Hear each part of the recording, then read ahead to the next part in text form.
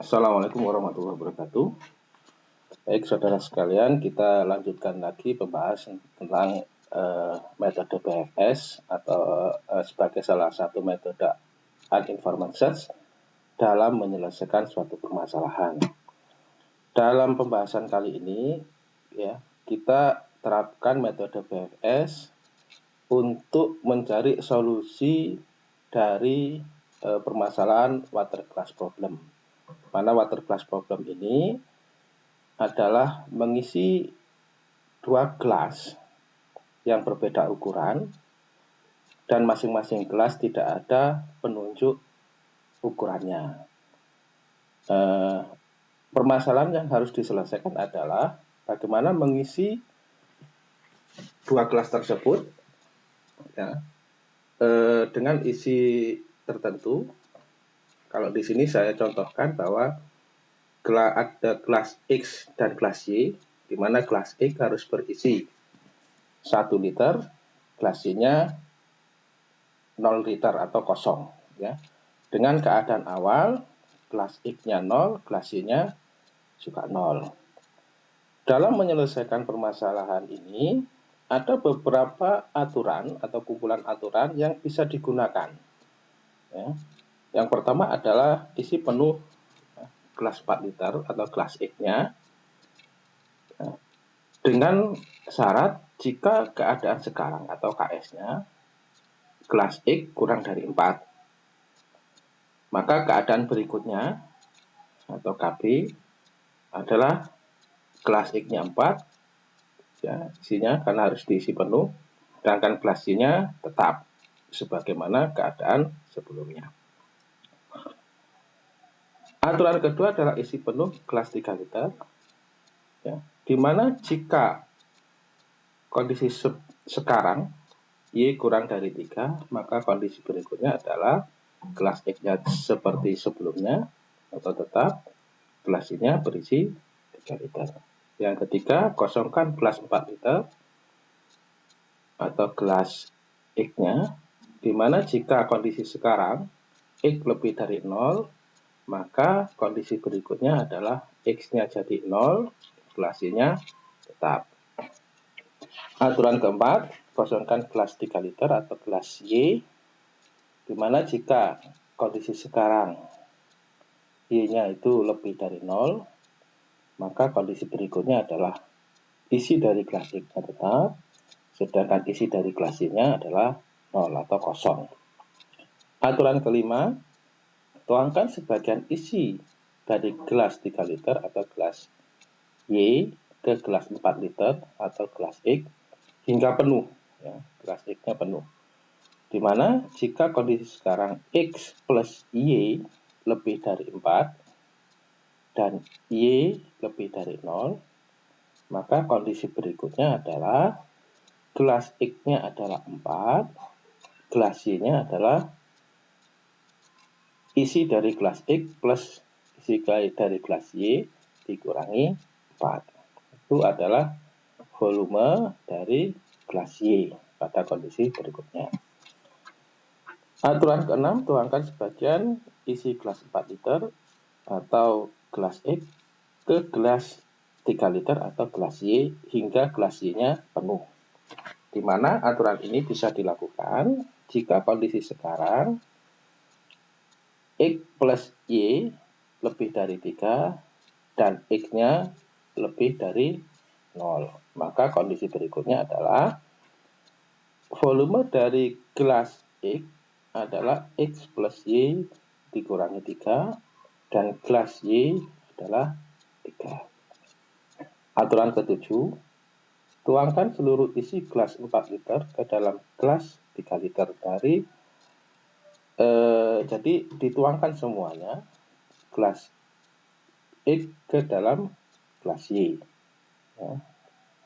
Jadi sampai nanti gelas X-nya kosong, ya, entah nanti meluber atau tidak gitu ya di gelas Y-nya. Aturan ini dijalankan jika kondisi sekarang X plus Y kurang dari sama dengan 3 dan X lebih dari 0, maka kondisi berikutnya X-nya 0, Y-nya adalah Y plus X. Ya. Yang ke-8 adalah tuangkan seluruh isi gelas Y atau gelas 3 liter ke dalam gelas 4 liter atau gelas X. Aturan ini dijalankan jika kondisi sekarang X plus Y kurang dari sama dengan 4 dan Y lebih dari 0. Maka kondisi berikutnya adalah gelas X adalah sama dengan Y plus X dan gelas Y-nya adalah 0 atau kosong. Oke, beberapa aturan tersebut kita coba untuk implementasikan dalam permasalahan yang sudah kita sepakati, yaitu kondisi awal baik kelas X maupun kelas Y adalah kosong.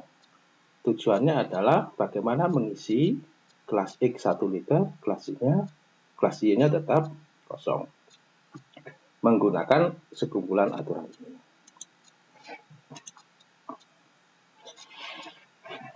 Pada pencarian PFS kita awali dengan Q, ya, kondisi awal, yaitu 0,0, X-nya 0, Y-nya 0.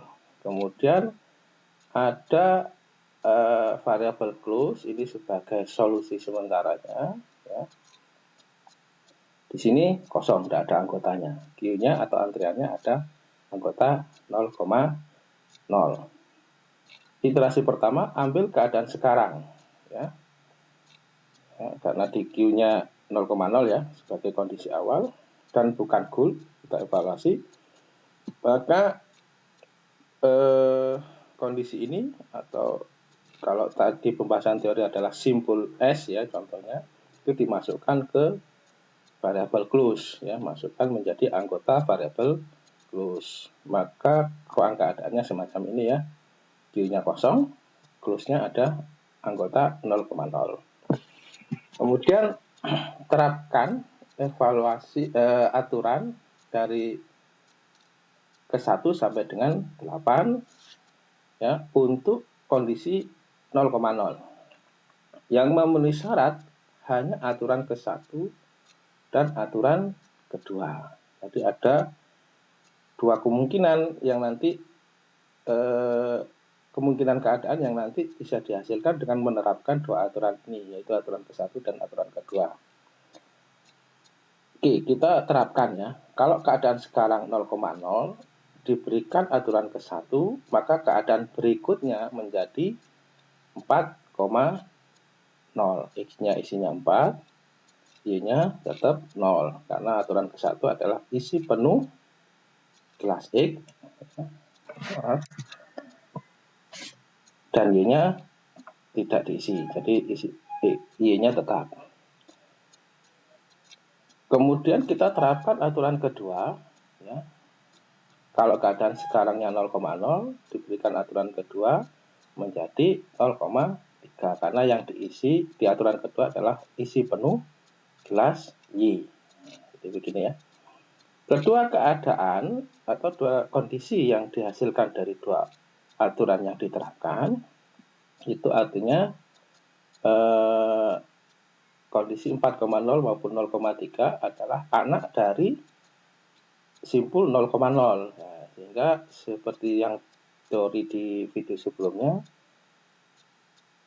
keadaan ini harus dimasukkan dalam Q sebagai simpul anaknya ya. Jadi di Q-nya nanti secara berurutan, kalau di teori ini adalah simpul A dan ini adalah simpul B ya. Ingat, ya, masukkan secara berurutan karena Q dari kiri ke kanan, yaitu 4,0 kemudian diikuti dengan 0,3. Di close-nya ini sebagai simpul yang sudah dievaluasi ya, ruang keadaannya adalah 0,0. Gambar secara powernya semacam ini ya, semacam ini. Jadi 0,0 sudah dievaluasi. Nah, evaluasi berikutnya adalah kesimpulan anaknya mulai yang sebelah kiri berturut-turut nanti ke kanan. Nah, setiap simpul yang akan dibaca nanti diterapkan dengan aturan-aturan tersebut, entah aturan berapa saja yang bisa dieksekusi. Kemudian setiap aturan akan menghasilkan keadaan-keadaan berikutnya yang menjadi anak dari setiap simpul. Oke, lanjut ya. Oke, karena di antrian itu simpul paling kanan adalah 4,0 atau keadaan paling kanan adalah 4,0, maka ini yang dikeluarkan dari antrian, kemudian dievaluasi. Karena bukan goal, masukkan ke close ya sebagai kemungkinan solusi ya. Jadi Q-nya tinggal 0,3, close-nya 0,0 dan 4,0. Terapkan aturan 1 sampai dengan 8 untuk keadaan 4,0 ya, yang sedang dievaluasi. Yang memenuhi syarat hanya aturan kedua, ketiga, dan keenam. Oke. Keadaan sekarang 4,0 diberikan aturan kedua menjadi 4,3. 4,3 ini kita tahu belum pernah ada dalam antrian. Jadi ini bisa masuk ke antrian nantinya. Keadaan 4,0 dikenakan aturan ketiga menjadi 0,0. 0,0 ini sudah pernah ada dalam antrian yang sekarang ada di close-nya itu ya. Artinya ini tidak perlu lagi diantrikan dalam queue. Kenapa? Karena nanti akan menghasilkan rute yang sama, ya, akan mengulangi rute yang sama. Ya, kalau itu dimasukkan, gitu ya, dan pencarian tidak akan pernah selesai. Kemudian keadaan sekarang yang 4,0 dikenakan aturan ke-6 menjadi 1,3. Baik 4,3 maupun 1,3 ini belum pernah ada dalam antrian, ya, sehingga dimasukkan dalam antrian secara berturut-turut dari 4,3 kemudian diikuti 1,3 menjadi antrian di belakang 0,3 sehingga Q-nya semacam ini ya. Kemudian close-nya ini ya, 0,0 dan 4,0. Di close ini adalah simpul-simpul yang sudah dievaluasi. Gambarnya semacam ini ya. Kalau di video teorinya ini adalah simpul S, ini adalah simpul A. Kemudian berikutnya kita akan mengevaluasi simpul 0,3. Kalau di video teorinya adalah ini simpul B. Ya, sambil mengingat-ingat ya. Lanjut. Di iterasi ketiga, kita mengeluarkan simpul 0,3 sebagai simpul paling kanan dari antrian. Ya. Kita evaluasi ternyata bukan goal. Kalau bukan goal, masukkan ke close. Ya, masukkan di sini sehingga hasilnya begini ya. 0,0, 4,0, dan 0,3. Di Q tinggal 1,3, 4,3. Nah, 0,3 kita terapkan aturan 1 sampai dengan 8 yang memenuhi syarat hanya aturan ke-1, ke-4, dan ke-8. Keadaan sekarang 0,3 dikenakan aturan ke-1 menjadi 4,3. 4,3 ini sudah pernah ada di antrian ya. Sehingga tidak perlu masuk dalam antrian ya, karena nanti akan menghasilkan pencarian yang berulang dan tidak akan pernah selesai. Jika keadaan sekarang 0,3 dan dikenai aturan aturan keempat menjadi 0,0 0,0 ini juga sudah pernah ada ya, sehingga tidak perlu dimasukkan. Keadaan sekarang 0,3 dikenakan aturan ke-8 menjadi 3,0. Nah, 3,0 ini belum pernah ada, sehingga ini perlu dimasukkan dalam antrian. Nah, pada kasus yang ini, pada iterasi ketiga ini, sebetulnya kondisi 0,3 yang dievaluasi dikenakan aturan 1, 4, dan 8, menghasilkan 4 kondisi. Tapi 2 kondisi pertama, baik itu 4,3 maupun 0,0, itu sudah pernah ada dalam antrian sehingga tidak perlu dimasukkan. Yang bisa dimasukkan hanya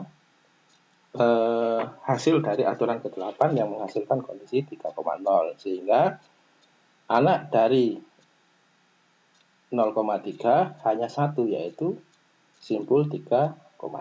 Yang inilah yang dimasukkan dalam antrian, gitu ya. Oke, ini ya 0,3 hanya punya anak 3,0 ya, dimasukkan ke antrian. Jadi begini Q-nya, ya, close-nya. Nah, representasi pohon keadaannya semacam ini. Jadi 0,0, 4,0, 0,3 ini sudah dievaluasi. Nah, karena 0,3 ini sudah paling kanan di level kedua, maka dilanjut pembacaan ke level berikutnya atau level ketiga di bawahnya ya. Mulai dari 4,3, 1,3 dan 3,0. Oke, next. Pada iterasi keempat, kita keluarkan simpul 4,3 sebagai simpul paling kanan dalam antrian. Kita evaluasi, ternyata bukan goal sehingga harus dimasukkan dalam close ya.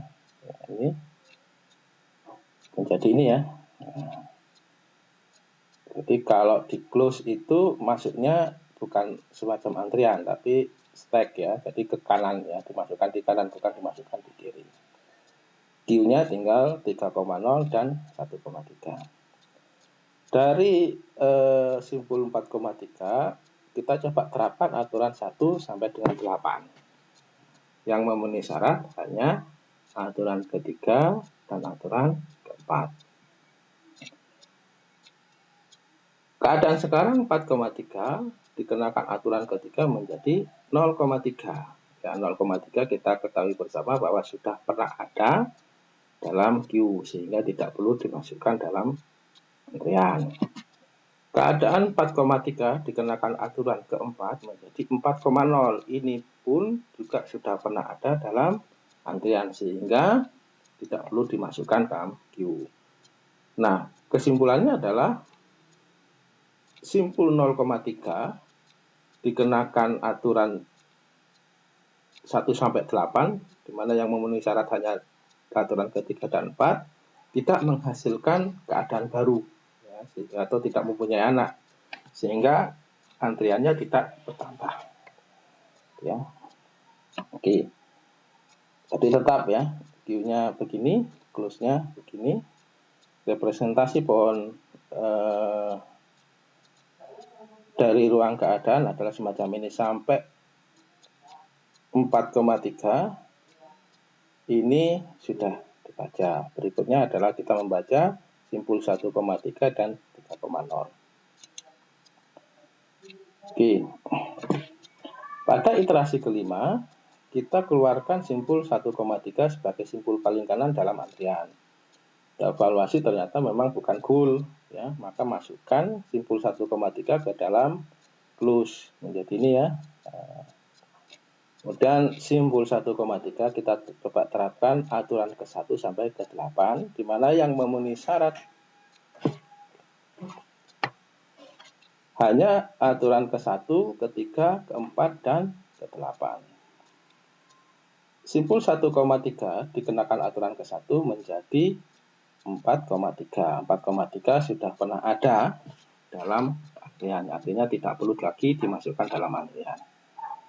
Simpul 1,3 dikenakan aturan ketiga menjadi 0,3.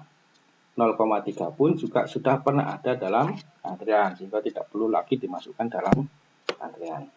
Keadaan atau simpul 1,3 dikenakan aturan keempat menjadi 1,0.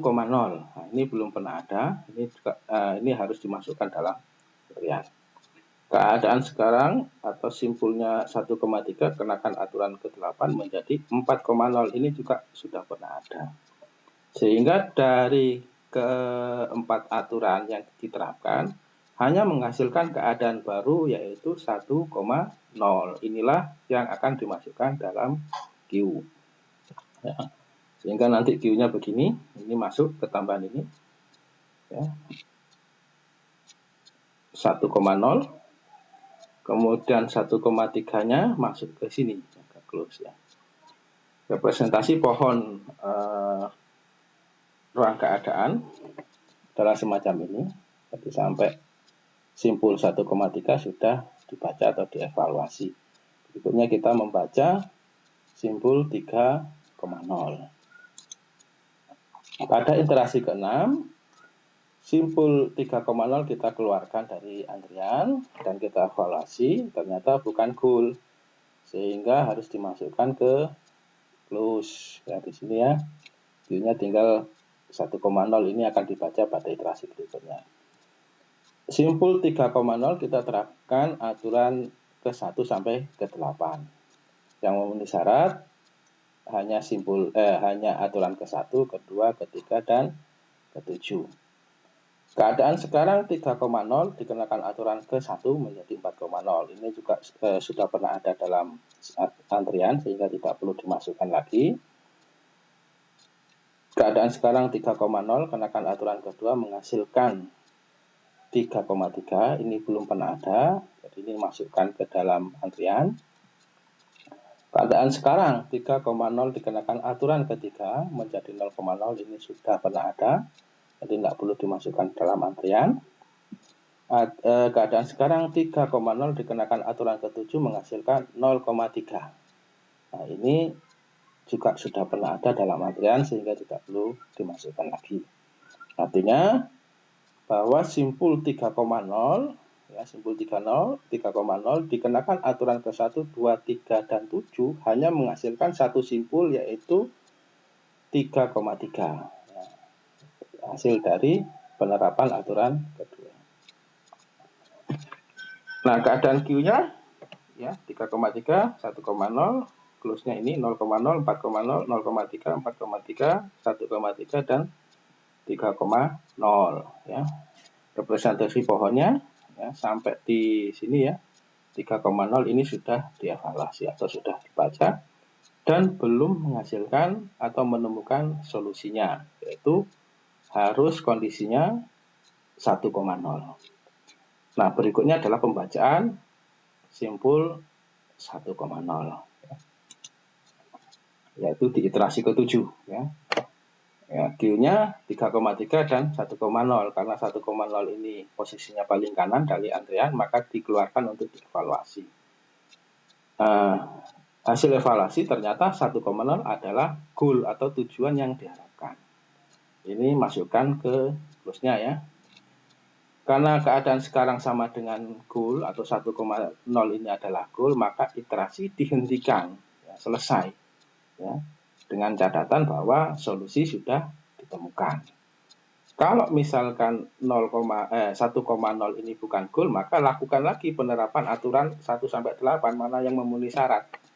Ya, dan apakah bisa menghasilkan keadaan baru. Kalau menghasilkan keadaan baru, jadikan keadaan-keadaan tersebut menjadi simpul anak dari simpul 1,0. Pada kondisi kali ini kita sudah menemukan solusi dan kita hentikan ya. Mana representasinya semacam ini.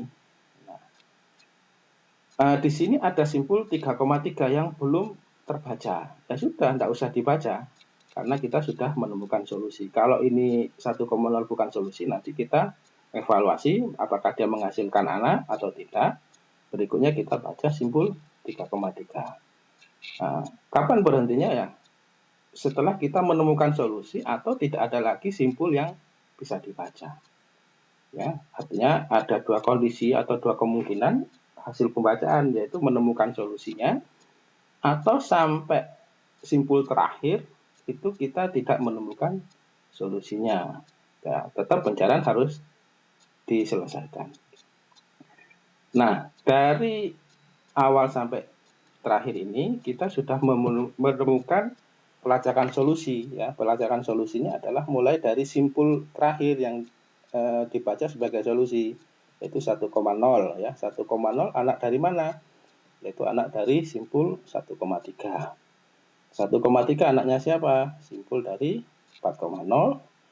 4,0 anaknya siapa? Yaitu 0,0. Nah, artinya dari kondisi 0,0 untuk mencapai 1,0 kita harus melalui keadaan 4,0.